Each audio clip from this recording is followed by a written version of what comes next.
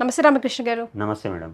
Sir, తిండితో సంబంధం లేకుండా కాన్స్టిపేషన్తో ఇబ్బంది పడుతున్న వాళ్ళు చాలా మంది ఉన్నారు. అసలు ఏజెస్తో సంబంధం లేకుండా కాన్స్టిపేషన్లో కూడా అసలు కొంతమందిని గంటలు గంటలు అసలు బాత్రూంలో ఏం చేస్తారో అర్థం కాదు సార్. నాకు పాపం వాళ్ళ బాధ వర్ణనాతీతం. మేబీ వాడికే అర్థం కాల బాధ, కానీ అసలు అలా ఉన్న వాళ్ళకి సైకలాజికల్గా కూడా ఎఫెక్ట్ అవుతుందని విన్నాను. సో కాన్స్టిపేషన్ వల్ల మనందరికీ జనరల్గా కొన్ని తెలుసు, ఎవరు టచ్ చేయని పాయింట్స్ ఇవి కూడా ఉంటాయా, ఇట్లా కూడా ఉంటాయని వాళ్ళకి గుర్తు చేస్తూ వాళ్ళని అలర్ట్ చేస్తూ ప్రేక్షకుల్ని హోమియోపతిలో ట్రీట్మెంట్స్ ఉన్నాయి, రెమెడీస్ ఇలా ఫాలో అవ్వాలి, లైఫ్ చేంజెస్ ఇలా ఉంటే బాగుంటుంది అన్నట్టుగా మనం ఒక వాల్యుబుల్ ఇన్ఫర్మేషన్ ఈ వీడియో ద్వారా ఇద్దాం sir. So why constipation is so common today? Constipation అంటే ఏంటి మేడం? మలబద్ధకం. ముక్కి మోషన్ పోవాలి. సో మలబద్ధకం అనేది ఒక symptom, it's not a disease. So ఎన్నో రోగాలకు మలబద్ధకం అనేది ఒక సిమ్టమ్. సో దీనికి మేజర్ సిమ్టమ్. ఇంకొకటి గుర్తుపెట్టుకోండి, ఇప్పుడు ఇల్లు ఉంది మేడం, మనం మంచిగా స్వీపింగ్ చేయలేదు, ఉడవలేదు, ఎట్లయిపోతుంది? అంతేగా, ఇల్లంతా ఖరాబ్ అవుతుంది, చికాక్ అనేది డెవలప్ అవుతుంది. మన గట్లో కూడా మోషన్ అంటే ఏంది? వేస్ట్. ఓకే, మన గట్ నుంచి అది బయటికి వెళ్ళిపోవాలి. ఓకే, వెళ్ళిపోతేనే మనం హెల్తీగా ఉంటాం. సో గట్ హెల్త్ బాగుంటేనే మనకు అన్ని ఆరోగ్య సమస్యల నుంచి విముక్తి అనేది ఉంటుంది. సో గట్ హెల్త్, మన చెత్త పోవట్లేదు, అప్పుడు ఆరోగ్యం ఖరాబ్ అవుతుంది. సో ఏ సందర్భాలలో కాన్స్టిపేషన్ చూస్తాం, అది చాలా ఇంపార్టెంట్. మీరు ఎందుకు వస్తుంది సార్ ఈ మధ్య కాలంలో ఎక్కువ ఉంది అని అంటే, ఇప్పుడు స్ట్రెస్ ఎక్కువ అవుతుందండి. సింపుల్, స్ట్రెస్ ఎక్కువైతే ఏమవుతుంది? చాలా మందికి థైరాయిడ్ సమస్యతో బాధపడుతుంటారు. ఇప్పుడు థైరాయిడ్లో మలబద్ధకం సమస్య అనేది ఉంటుంది. అందులో హైపోథైరాయిడ్లో మలబద్ధకం సమస్య అనేది ఎక్కువ ఉంటుంది. ఎందుకంటే హైపో అని గుర్తుపెట్టుకోండి. ఇప్పుడు సింపుల్ గ్రైండర్ ఉంది, హైపో అంటే ఏంది? స్లో. 1 నెంబర్లో పెడతాం, పొడి కావాలంటే తొందర అవుతుందా మేడం? సో మన డైజెషన్ ప్రాసెస్ కూడా దెబ్బతింటుంది. సో హైపోథైరాయిడిజంలో కాన్స్టిపేషన్ ఉంటుంది. ఇంకొకటి రెండవది ఇరిటబుల్ బవల్ సిండ్రోమ్ అని అంటారు. అవి 2 రకాలు ఉంటాయి. ఇరిటబుల్ బవల్ సిండ్రోమ్లో 2, ఒకటి డయేరియా ఉంటుంది, ఒకటి కాన్స్టిపేషన్ ఉంటుంది, మలబద్ధకం ఉంటుంది. సో ఇరిటబుల్ బవల్ సిండ్రోమ్లో కూడా ఆటోమేటిక్గా మలబద్ధకం వచ్చే ఛాన్సెస్ ఉంటుంది. ఇంకొకటి పెద్ద పేగు మరియు చిన్న పేగు, అంటే స్మాల్ ఇంటెస్టైనల్ సంబంధించినది, SIBO, small intestinal bacterial over growth. So అలాంటి అంటే స్మాల్ ఇంటెస్టైన్, చిన్న పేగుకు సంబంధించినటువంటి ఏదైనా వ్యాధులు ఉన్నాయనుకోండి, అప్పుడు కూడా ఆటోమేటిక్గా ఏమవుతుంది? మలబద్ధకం వస్తుంది, అంటే కాన్స్టిపేషన్ వస్తుంది. పెద్ద పేగుకు సంబంధించిన ఏదైనా ప్రాబ్లం ఉందనుకోండి, దానివల్ల కూడా కాన్స్టిపేషన్ వస్తుంది. కొన్ని రకాల మందులు. సో చాలామంది చాలా ఇష్టం ఉన్నట్టు ఏం చేస్తారు, నొప్పి వస్తుందంటే పెయిన్ కిల్లర్ వేసుకుంటారు. పెయిన్ కిల్లర్ వేసుకుంటారా? పెయిన్ కిల్లర్ వేసుకోకుండా ఊరికే ఉండొద్దురా బాబు, కడుపులో మంట వస్తుంది అని యాంటాసిడ్ వేసేసుకుంటారు. యాంటాసిడ్ వేసుకుంటే ఏమవుతుంది? యాంటీ యాసిడ్, అంటే యాసిడ్ని ఉత్పత్తి చేయకుండా చేసేది యాంటాసిడ్. సో యాసిడ్ ఏం చేస్తుంది? మన కడుపులో తిన్నది అరిగేటట్టు చేస్తుంది. ఇప్పుడు యాంటాసిడ్ గోళీ వేసుకుంటాం మనం, అప్పుడు ఏమవుతుంది? యాసిడ్ అనేది ఉత్పత్తి కాదు. సో డైజెషన్ అనేది సరిగా కాదు. డైజెషన్ అనేది సరిగ్గా కాకపోతే ఏమవుతుంది? మలబద్ధకం వస్తుంది. ఇప్పుడు సైడ్ ఎఫెక్ట్లు అని జనాలు అందరూ అడుగుతారు, ఏంద్రా బాబు సైడ్ ఎఫెక్ట్ అంటే ఇదే, ఏది పడితే అది గోళీలు వేసుకుంటారు. పుట్నాలు పుట్టినట్టు, అంటే తప్పుగా అనుకోకండి, అట్లా గోళీలు వేసేసుకుంటారు. మెడికల్ షాప్కి పోతారు, పెయిన్ కిల్లర్ వేసుకుంటారు, యాంటాసిడ్ వేసుకుంటారు, లేకపోతే ఇంకా పౌడర్లు దొరుకుతాయి కదా, పేర్లు చెప్పరాదు కానీ నేను, ఆ పౌడర్లు దొరుకుతాయి, గ్లాస్ తీయాలి, దాంట్లో పోయాలి, తాగాలి. మరి బాధ అలాంటిది కదా సార్, ఉపశమనం ఉండాలి కదా, ఇన్స్టెంట్ ఉపశమనం కావాలి, పైగా మాకు అన్ని రెడీమేడే. నేను కొన్ని డైటరీ టిప్స్ చెప్తాను మేడం, మీరు ఇది ఫాలో చేయండి, ఆటోమేటిక్గా మీకు ఎంతో కొంత ఉపశమనం దొరుకుతుంది. సింపుల్ అండి. మనము ఎప్పుడైనా కానీ కాన్స్టిపేషన్ అంటే మోషన్, మలం అనేది ముందుకు జారదు, దాన్ని ఏమంటారు? పెరిస్టాల్టిక్ మూమెంట్స్ అంటారు. అంటే లోపట ఉన్నది ముందుకు జారాలి. సో ముందుకు జారకపోతే ఏమవుతుంది? ఆటోమేటిక్గా మలబద్ధకం వస్తుంది. సో మన శరీరంలో కాంట్రాక్షన్ కావడానికి కాల్షియం అవసరం, రిలాక్సేషన్ కావడానికి మెగ్నీషియం అవసరం. మెగ్నీషియం అంటే రిలాక్సేషన్. సో అంటే కాంట్రాక్షన్ రిలాక్సేషన్. ఇప్పుడు మజిల్ ఇట్లా ఉండాలి, అప్పుడే కదా ప్రెస్ చేస్తే ముందుకు పోతుంది. ఇప్పుడు మెగ్నీషియం లోపం ఉందనుకోండి, ఆటోమేటిక్గా మలబద్ధకం అనేది డెవలప్ అవుతుంది. మెగ్నీషియం లోపం ఎందుకు వస్తుంది? నిద్రలేమి సమస్యతో బాధపడుతుంటే మళ్ళీ మెగ్నీషియం లేకపోతేనే స్లీప్ సరిగ్గా రాదు కదా సార్. అవును, మెగ్నీషియం. ఇప్పుడు మనం కాల్షియం మెగ్నీషియం డెవలప్ చేసుకోవాలంటారు బాడీలో, అంతేనా? అంటే కాల్షియం మెగ్నీషియం అన్ని ఇంటర్ రిలేటెడ్ మేడం ఇది. సో బ్రెయిన్ ఎప్పుడైతే స్ట్రెస్ కి లోన్ అవుతుందో కార్టిజాల్ లెవెల్స్ అనేది పెరుగుతాయి, అది స్ట్రెస్ హార్మోన్. సో కార్టిజాల్ పెరిగింది అనుకోండి, ఆటోమేటిక్గా ఇండైరెక్ట్ అనమాట మెగ్నీషియం తగ్గిపోతుంది. మెగ్నీషియం తగ్గిపోయింది అనుకోండి, మూమెంట్ పెరిస్టాల్టిక్ మూమెంట్స్ మలబద్ధకం వస్తుంది. అందుకే టైంకి నిద్ర అవ్వాలి, టైంకి తినాలని అంటారు. సో అది మెయిన్ ఫండా. ఇంకొకటి మీరు ఏం తినాలి అని అంటారా?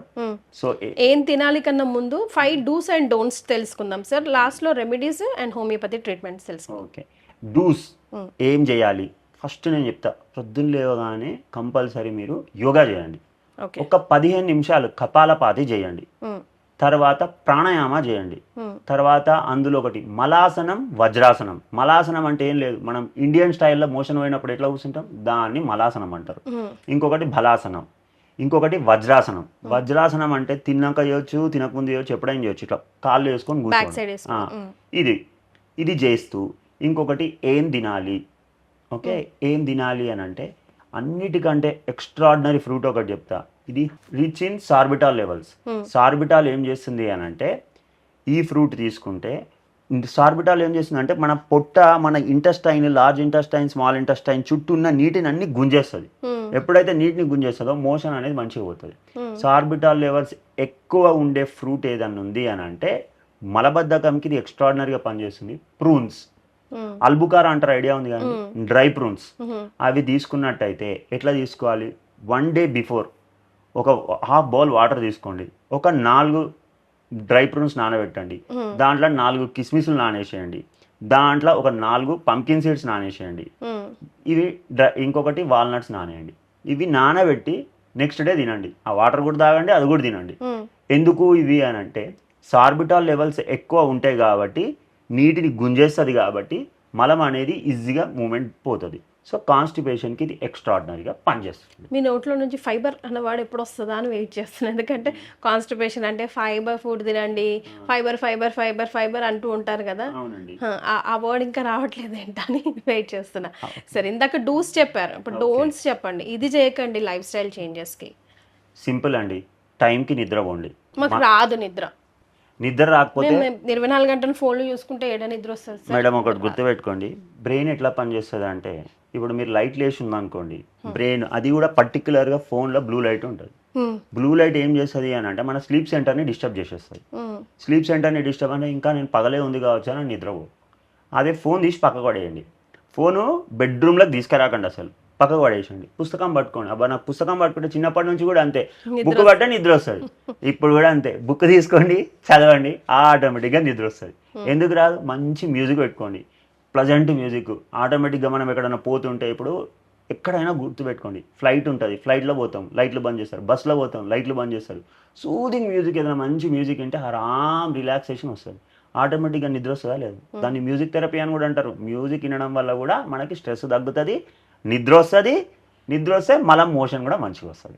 సో ఇది ఒక ఫస్ట్ పాయింట్. స్లీప్ అనేది చాలా eat well sleep well extraordinary, correct ఇది.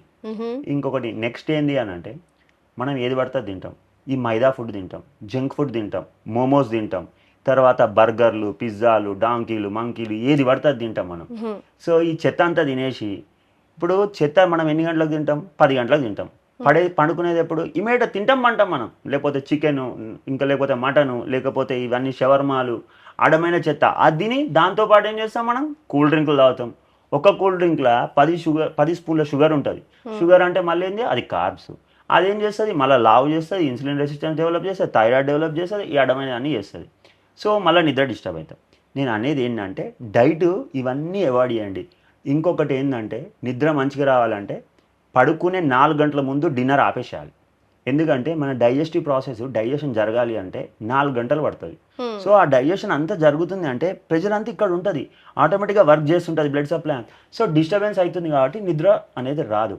అందుకే మనకు ఏంది అని అంటే సూర్యాస్తయం లోపల తినాలి అని అంటారు. సో ఇప్పుడు పాసిబుల్ కాదు అని అంటే సరే ఈవినింగ్ తినండి.